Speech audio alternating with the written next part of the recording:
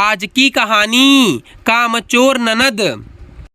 अरे बहू, यह क्या तू अपना सामान पैक कर कहाँ जा रही है? बहू को बुलाने के लिए कमरे में आई संध्या जी उसे सामान पैक करते देखकर हैरान रह गईं।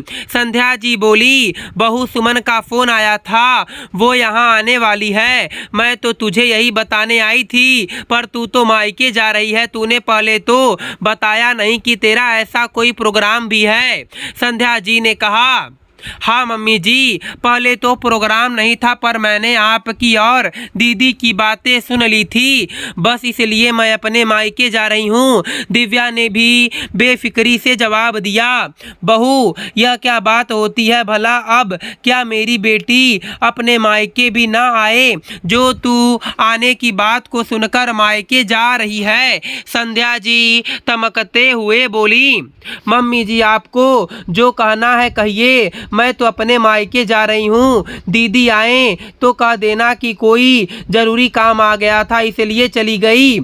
दिव्या अपना बैग उठाकर बाहर आते हुए बोली, अरे हद होती है, आखिर क्यों झूठ बोलूं मैं तो? ठीक है ना मम्मी जी, झूठ ना बोल सको तो सच ही बोल देना और उनसे कह देना कि उनकी भाभी ने भी उनसे बहुत कुछ सीख लिया है। वो जैसा व्यवहार मेरे साथ रखेंगी, मैं भी वैसा ही व्यवहार उनके साथ रखूंगी। कहकर दिव्या अपना सामान लेकर घर के बाहर निकल गई और गाड़ी में बैठकर वहां से रवाना हो गई। और उधर से सुमन की गाड़ी वहां पहुंची। नीचे उतरकर गाड़ी वाले को पैसे देकर वह अंदर आई और बोली, मम्मी मैंने देखा कि भाभी अपना बैग लेकर कहाँ गई हैं। बेटा, वह तो अपने मायके चली गई। संध्या जी ने उदास होते हुए कहा, क्यों, उन्हें पता नहीं था कि मैं आने वाली हूँ? सुमन ने हैरान होकर कहा, पता था, इसीलिए तो वो चली गई। जैसा तू उसके साथ व्यवहार करेगी, तेरे साथ भी वैसा ही व्यवहार होगा।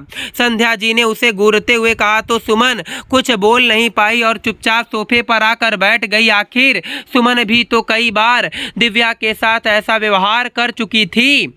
सुमन तो शुरू से ही कामचोर थी। अपने ही घर पर मेहमान आते हुए उसे बिल्कुल पसंद नहीं थे और बेटी तो अपने मायके वालों को अपने ससुराल आते देखकर खुश हो जाती थी। लेकिन सुमन तो इतनी कामचोर थी कि उसके मायके से उसके भाई भाभी भी अगर उसके ससुराल उससे मिलने आ जाते तो कुछ ना कुछ बहाना बना देती या फिर खुद घर के बाहर निकल जाती थी। लेकिन जब खुद चाहे तो उठकर मायके चली आती थी, यह भी नहीं देखती कि किसी का अपना खुद का भी कोई प्लान होगा या नहीं। अभी 2 महीने पहले की ही बात है। दिव्या अपने पति रवि के साथ फिल्म देखने गई थी।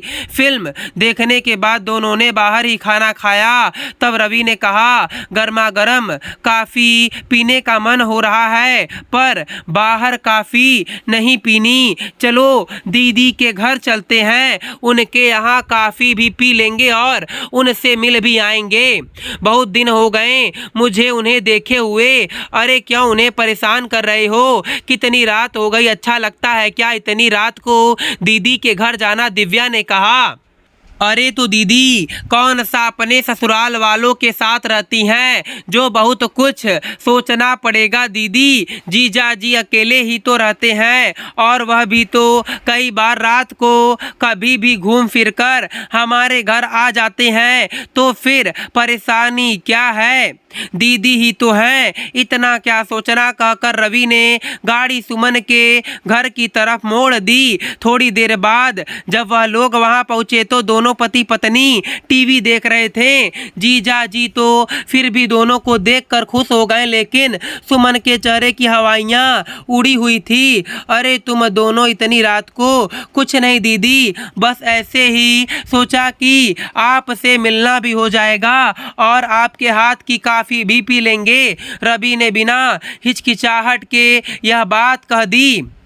ओ अच्छा, काफी पीने यहाँ आए हो? अचानक सुमन ने कहा। यह सुनकर सब हैरानी से सुमन की तरफ देखने लगे तो सुमन झेपते हुए बोली, अरे मैं तो मजाक कर रही थी, वह तो मेरी तबीयत थोड़ी ठीक नहीं लग रही थी, पर कोई नहीं, मैं बना देती हूँ, कोई बात नहीं दीदी, काफ़ी मैं बना देती हूँ, कहकर दिव्या रसोई में आ गई और उसने सबके लिए काफ़ी बनाई। काफ़ी बनाकर दिव्या ने सबको परोसी और उसके बाद सुमन के पास आकर बैठ गई। इधर रवि तो अपने जीजा जी से बातें करने लगा और उधर सुमन तो अपने मोबाइल में ही लगी रही। दिव्या को बड़ा अजीब सा लग रहा था यहाँ आकर। यह बात रवि ने भी नोटिस की थी पर उसने कुछ नहीं कहा। खैर आधे घंटे बाद वह लोग वहां से निकले और घर पर आ गए। दूसरे दिन रवि ने माँ से भी कहा पर संध्या जी ने उन्हें ही डांट दिया। यह कोई टाइम होता है क्या किसी के घर जाने का? गलती तो तुम्हारी ही है। इसके आगे किसी ने कुछ नहीं कहा। लेकिन अभी पिछले ही हफ्ते की बात थी। दिव्या अपनी कजिन के साथ शॉपिंग करने गई हुई थी। उसकी कजिन सुमन के साथ ही स्कूल में पढ़ती थी, इसलिए उसने दिव्या से कहा, चल दिव्या आज सुमन से मिलकर आते हैं, बहुत दिन हो गए मुझे उससे मिले हुए। पर दिव्या का मन नहीं किया, इसलिए उसने पहले फ़ोन मिलाकर सुमन से पूछा पर सुमन साफ साफ मुकर गई। अरे दिव्या तुमने बहुत अच्छा किया कि मुझे फ़ोन कर दिया। वो क्या है ना कि मैं घर पर नहीं हूँ, तुम्हारे जीजा जी के साथ मेरे ससुराल आई हुई हूँ।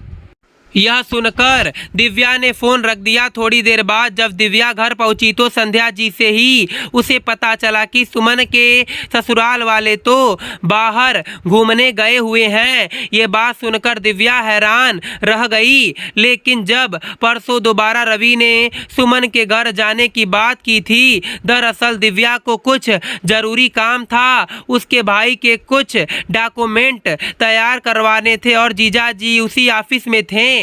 दिव्या ने पहले उसके घर पर फोन मिलाया था पर जीजा जी ने फोन उठाया। तब दिव्या ने उन्हें कहा, जीजा जी आप लोग घर पर ही है ना? हम लोग सोच रहे थे कि थोड़ी देर आपके पास मिलकर आ जाएं और दरअसल मुझे कुछ ज़रूरी काम था, मेरे भाई के कुछ डॉक्यूमेंट तैयार करवाने थे।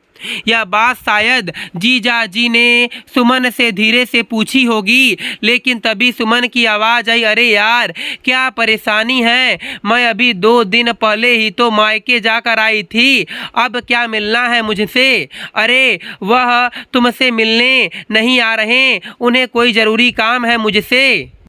तुम्हारे ऑफिस का काम है तो ऑफिस में ही बुला लो, कुछ भी बहाना करके मना कर दो। मुझसे किसी की सेवा नहीं होती। अभी वो भी आएंगी और साथ में भाई को भी लेकर आएंगी। नहीं नहीं मना कर दो। यह सब बात करते समय जीजा जी को भी याद नहीं रहा मोबाइल के स्पीकर पर अपना हाथ रखना।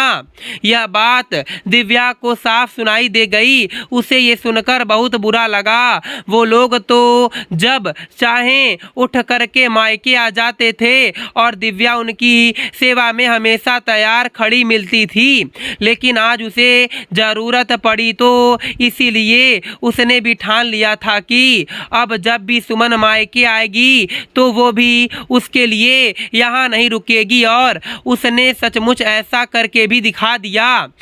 यह देखकर संध्या जी ने सुमन से कहा, बेटा अपना मायका बनाए रखना है ना तो अपने भाई भाभी से बना कर रख। मैं कितने साल जी लूँगी, बाकी तेरी मर्जी है। इसके आगे तो सुमन कुछ कह ही नहीं पाई। उसे अपनी गलती का एहसास हो चुका था। बस वह दिन था और आज का दिन है। सुमन ने दोबारा ऐसी हरकत कभी नहीं की। दोस्तों मैं उम्मीद करता हूँ आपको यह कहानी पसंद आई होगी। फिर मिलेंगे आपसे अगली कहानी में। आप सभी का धन्यवाद।